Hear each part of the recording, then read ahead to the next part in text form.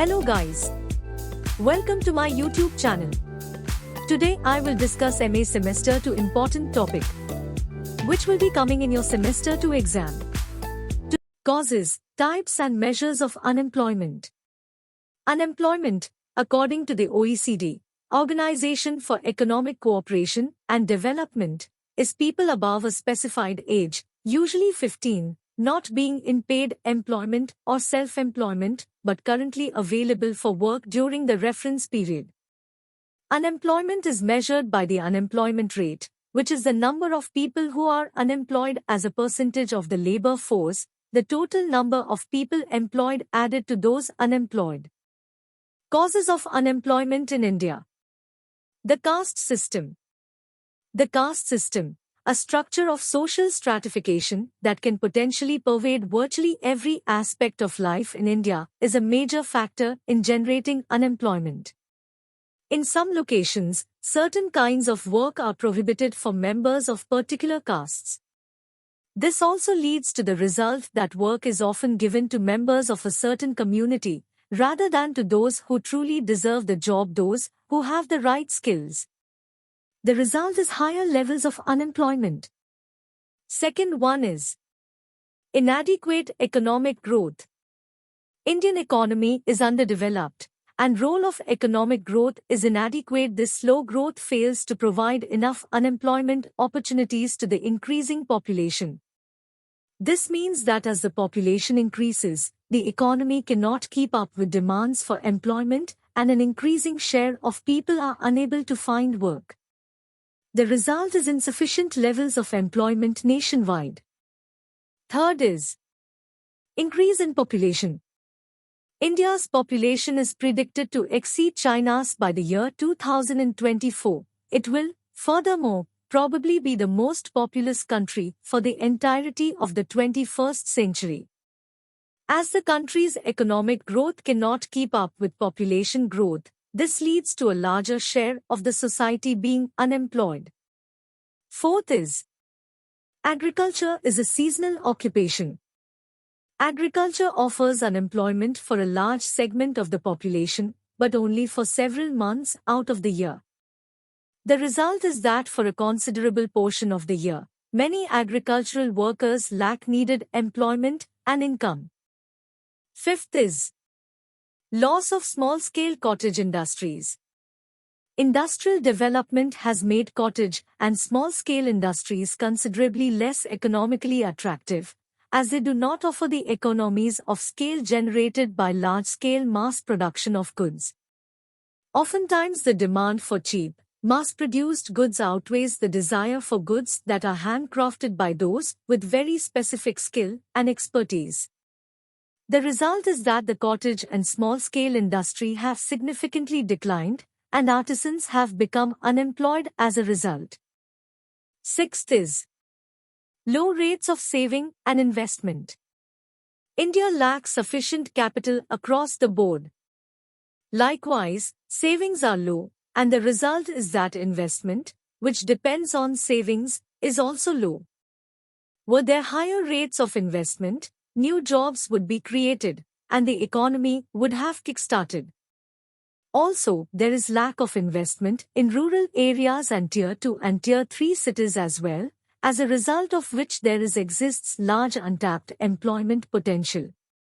Seventh is ineffective or absent economic planning. Problematically, there have been no nationwide plans to account for the significant gap between labor supply, which is abundant, and labor demand, which is notably lower.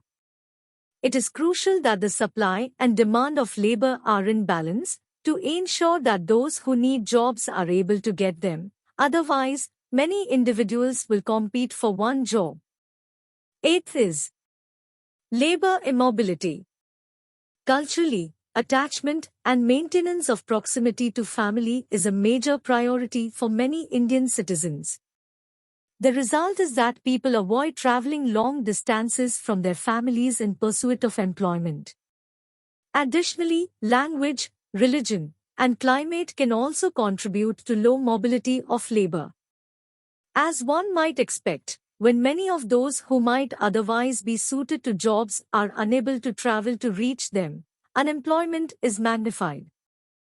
Ninth is job specialization. Jobs in the capitalist world have become highly specialized, but India's education system does not provide the right training and specialization needed for these jobs.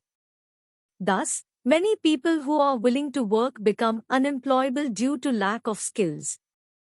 10th is lack of essential skilling. A study reveals that 33% of educated youth in India are unemployed due to a lack of future skills. Millions of students in our country, even after finishing schooling, remain devoid of hands-on learning and robust practical knowledge. Types of unemployment. Unemployment, both voluntary and involuntary, can be broken down into 4 types. First is frictional unemployment.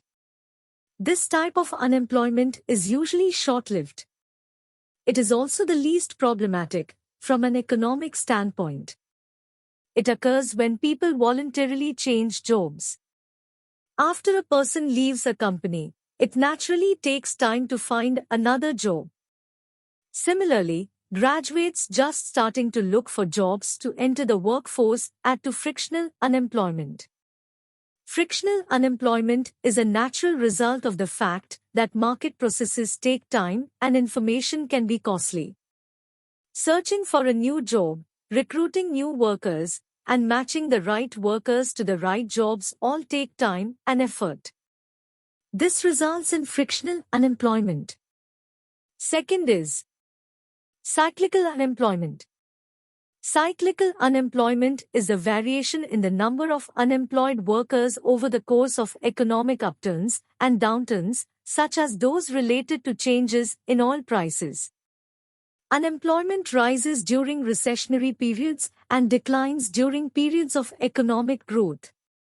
Preventing and alleviating cyclical unemployment during recessions is one of the key reasons for the study of economics and the various policy tools that governments employ to stimulate the economy on the downside of business cycles. Third is structural unemployment.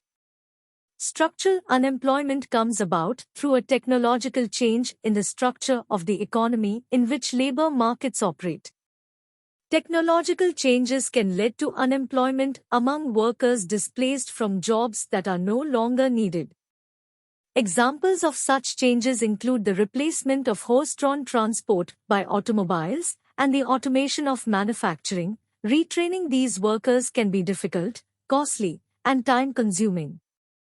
Displaced workers often end up either unemployed for extended periods or leaving the labor force entirely.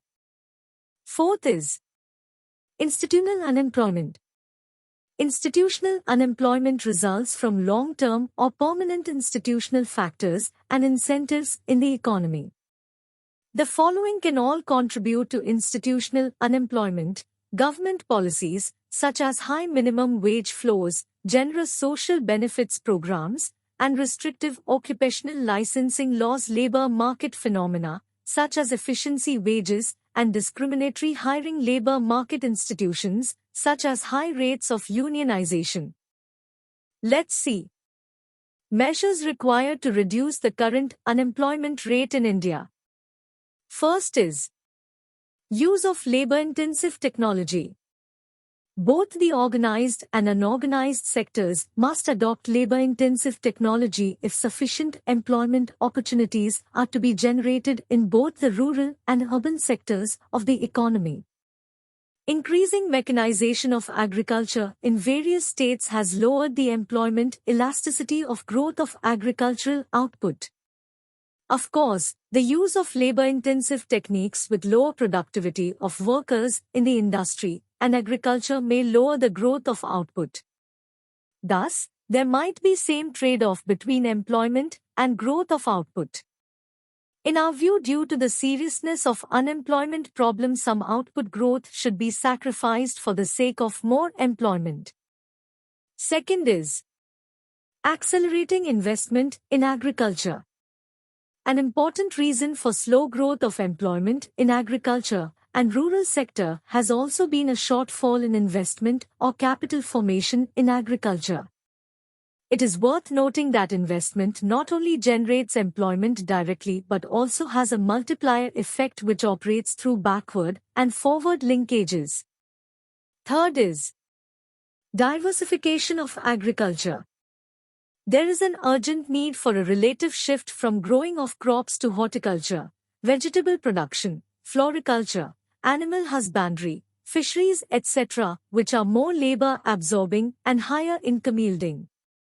In addition to this, promotion of agro-processing industries for export purposes has a large employment potential. Fourth is education, health and employment generation. The expansion of education and healthcare not only promotes accumulation of human capital and thereby contributes to growth of output, it will also generate a good deal of employment opportunities. Fifth is development of the rural areas. This will help mitigate the migration of the rural people to the urban areas, thus decreasing the pressure on the urban area jobs. Sixth is overhaul of education system. Government needs to keep a strict watch on the education system and should try to implement new ways to generate skilled labor force.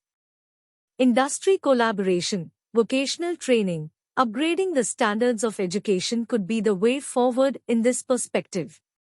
Seventh is need for National Employment Policy, NEP. This would encompass a set of multidimensional interventions covering a whole range of social and economic issues affecting many policy spheres and not just the areas of labor and employment.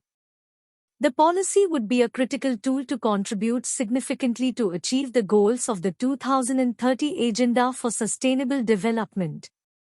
Eighth is decentralized development. It has been observed that unemployment is especially concentrated in certain regions.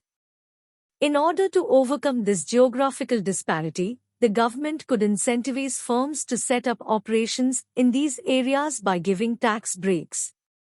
Ninth is urban MGNREGA needed. India needs to formulate an urban national job guarantee scheme on the lines of the Mahatma Gandhi National Rural Employment Guarantee Scheme, MGNREGS, to help people recover from massive job and income loss following the coronavirus outbreak. A parliamentary standing committee has recommended to the Union government. That's all for the today's session. We will discuss next topic in next session.